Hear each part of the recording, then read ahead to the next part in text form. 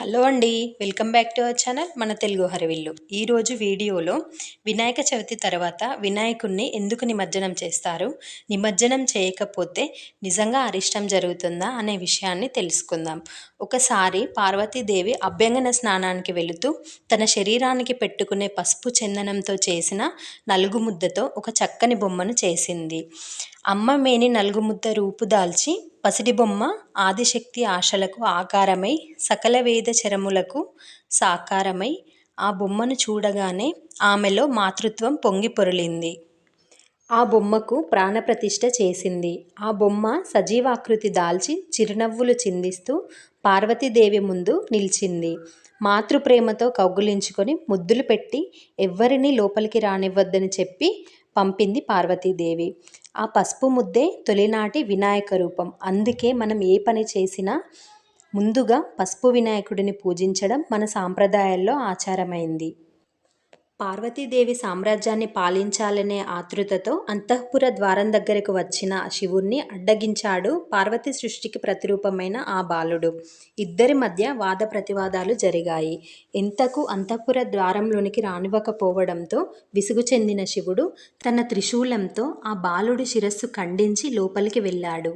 మాటల సందర్భంలో ఆ బాలుడి మరణవార్త తెలుసుకున్న పార్వతి అలిగి శివునికి దూరంగా జరిగింది. దేవతలంతా ఎంత వెతికినా ఆ బాలుని శిరస్సు కనిపించలేదు.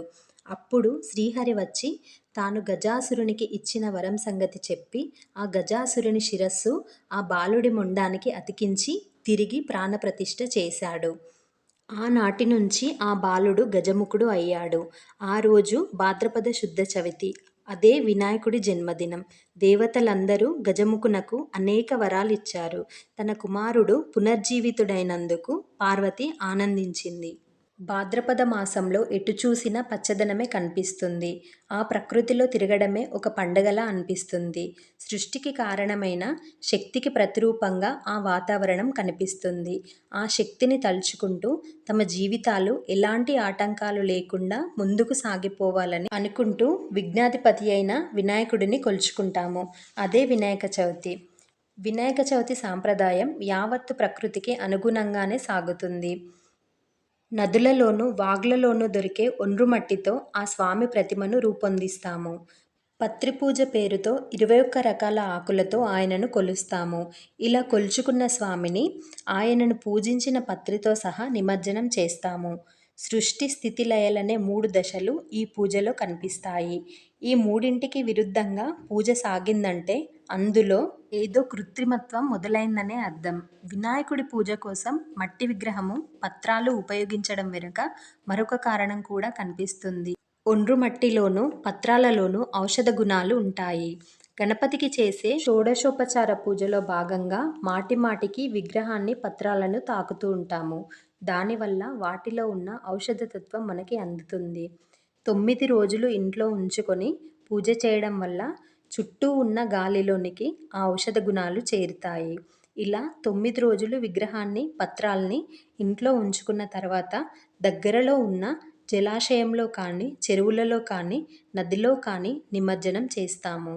ఈ క్రతువులో ఎక్కడా ఎలాంటి శేషము మిగలదు. అంతేకాదు వినాయక చవితి నాటికి వర్షాలు ఊపందుకుంటాయి. వాగులు, నదులు ఉధృతంగా ప్రవహిస్తూ ఉంటాయి. అలాంటి సమయాల్లో తీరం వెంబడి మట్టి విగ్రహాలను నిమజ్జనం చేయడం వల్ల వరదపోటు తగ్గే అవకాశం ఉంటుంది. పైగా ఈ కాలంలో ప్రవహించే నీటిలో క్రిమికీటకాలు ఎక్కువగా ఉంటాయని అంటారు. నిమజ్జనంలో విడిచే పత్రితో నీరు కూడా క్రిమిరహితంగా మారుతుంది అనేది మన పెద్దల మాట. అందుకేనేమో నిమజ్జనం చేసే ఆచారమున్న దసరా, బతుకమ్మ పండుగలు కూడా వర్ష ఋతువులోనే వస్తాయి. అయితే వినాయక నిమజ్జనం వెనక మరొక కథ కూడా ఉంది. పెద్ద పెద్ద విగ్రహాలతో రంగరంగ వైభవంగా వినాయక చవితిని 9 రోజులు చేసి నదిలోనో, సరస్సులోనో నిమజ్జనం చేస్తాము. దానికి ప్రధాన కారణం పూజ చేసిన వినాయక విగ్రహానికి యంత్ర ప్రతిష్ఠాపన ఉండకపోవడం. అలాగే ఉంచితే కొన్నాళ్ళకి విగ్రహ రూపురేఖలు మారవచ్చు. అది దోషం.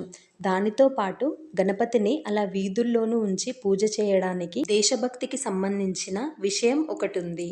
తొలుత బహిరంగంగా పూజలు చేసేవాడు బాలగంగాధర్ తిలక్. హిందువులందరిది ఒకే మాటగా ఎలుగెత్తి చాటాలని, స్వాతంత్రం కావాలని ఉద్యమం నడిపించి వినాయక చవితిని వాడవాడలా బహిరంగంగా చేయాలని చెప్పి దాన్ని ఆచరణలోనికి తెచ్చినవాడు స్వాతంత్ర సమరయోధుడు బాలగంగాధర్ తిలక్.